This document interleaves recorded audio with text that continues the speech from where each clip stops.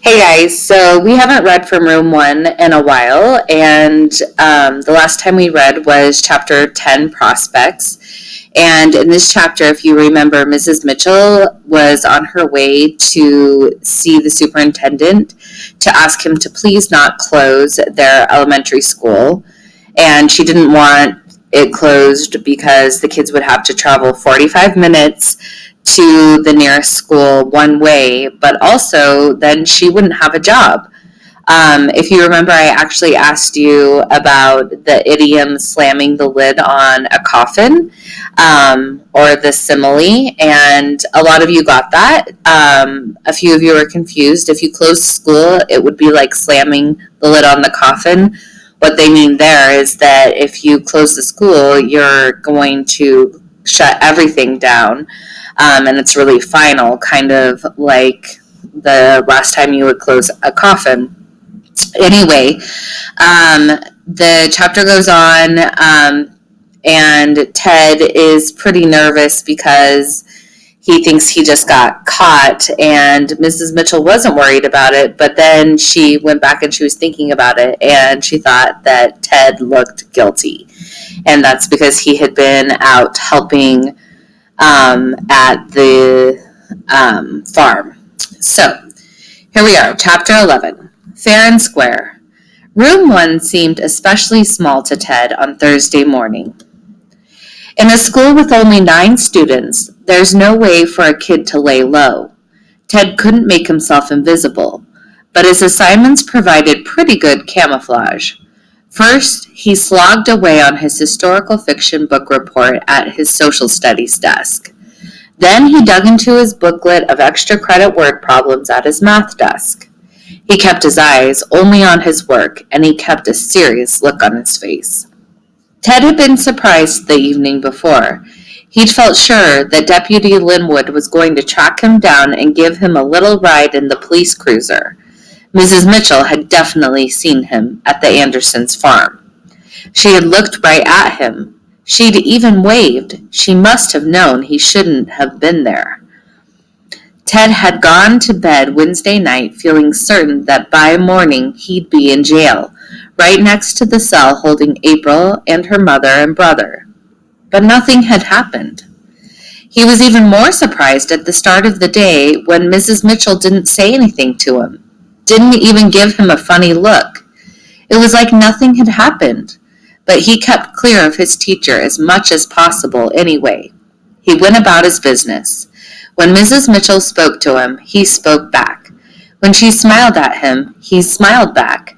Everything seemed fine. By lunchtime, Ted was starting to feel like the danger had passed. He was practically home free because after lunch on Thursday, it was time for outdoor cleanup. There hadn't been a custodian at Red Prairie Learning Center for 3 years. Before then, a janitor from the Wheaton schools had driven a truck over once a week, run a dust mop around the floor, washed the chalkboards, and then driven the 37 miles back to Wheaton. It wasn't a good system, and the school never seemed well cared for. Then, Mrs. Mitchell had read an article about how teachers and children in Japanese villages take care of their own schools inside and out.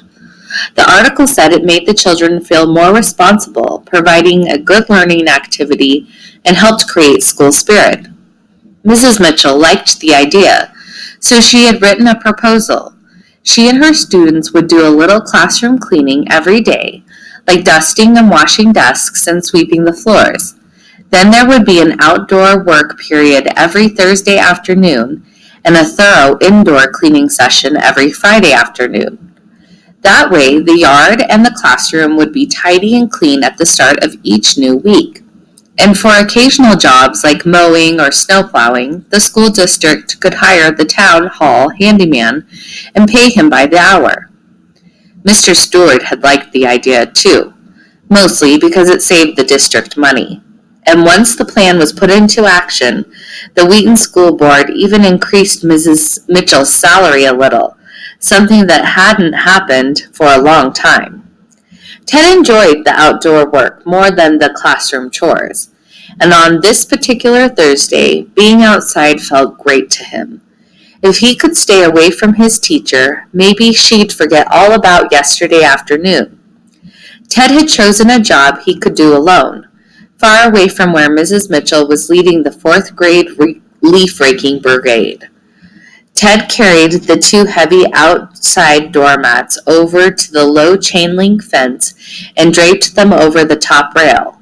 Then he began hitting them out with the old tennis racket, knocking out the dried mud and grass. It wasn't exactly fun, but today it felt like the best job in the world. It felt like he'd been given a free pass to an hour of complete safety. That feeling didn't last. He turned around, and there was Mrs. Mitchell. She said, "Hi, Ted," and began raking up some dry leaves that had blown against the fence. But that wasn't why she had come to this part of the schoolyard. She said, "I've been wanting to speak to you alone.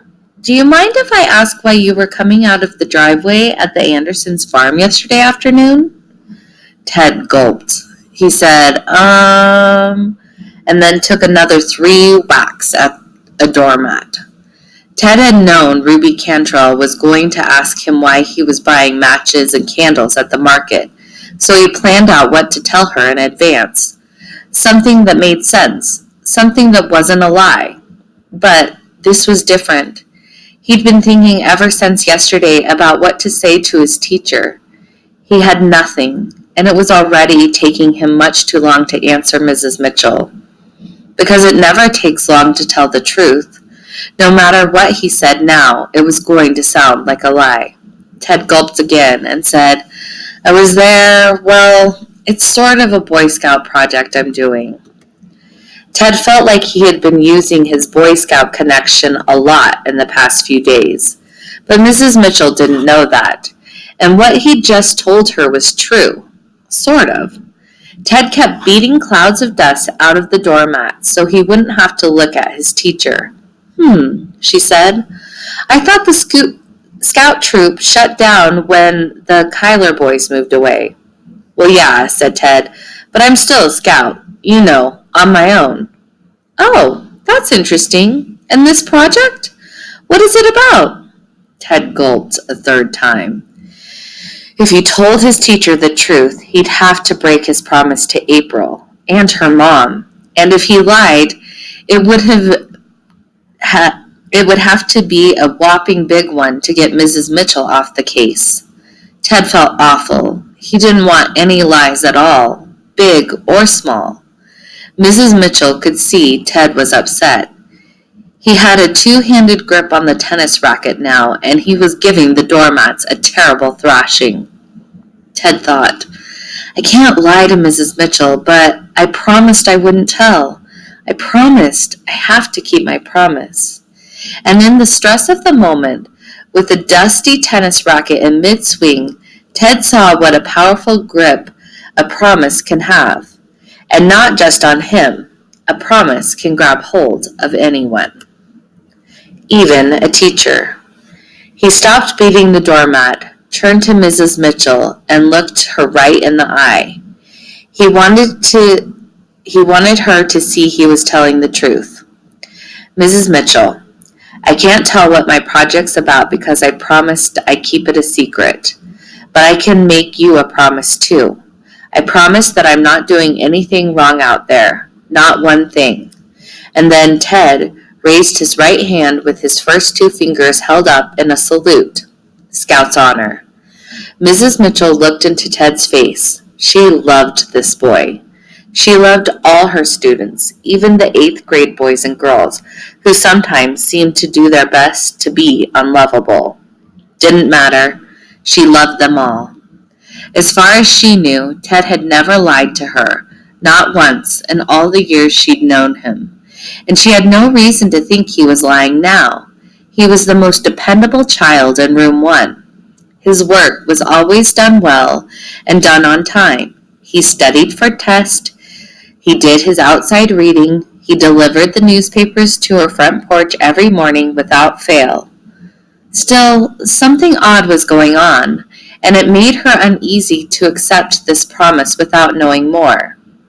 Mrs. Mitchell asked, Aren't there no trespassing signs all over that property? Because then she could tell Ted to keep away from the place, just as a matter of obeying the law, because a scout is obedient. Her son had been a Boy Scout too. Ted shook his head. Nope, not one.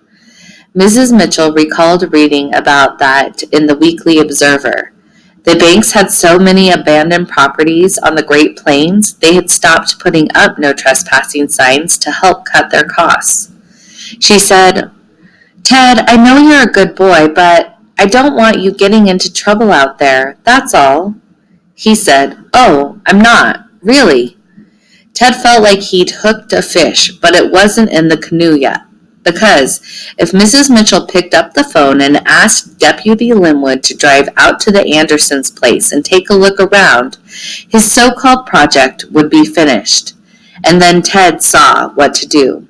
He said, Mrs. Mitchell, if you promise that you'll keep everything a secret, then I can tell you about my project. Now it was Mrs. Mitchell on the spot. Looking into Ted's face, she saw how much he trusted her, and she saw how important her answer would be. If she refused to make this promise, would Ted stop trusting her? And what if she did promise, and then what if Ted told her about something bad? What then? Because it would be awful if she had to break a promise. But hadn't Ted already promised he wasn't doing anything wrong?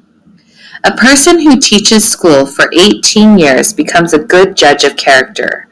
So, Mrs. Mitchell held out her hand. She said, You already promised you're not doing anything wrong, and as long as that's true, I promise I won't tell anyone about your project.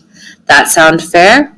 Ted said, Fair and square, and he shook Mrs. Mitchell's hand. If Ted or Mrs. Mitchell could have guessed how complicated their new partnership would become, that handshake might never have happened.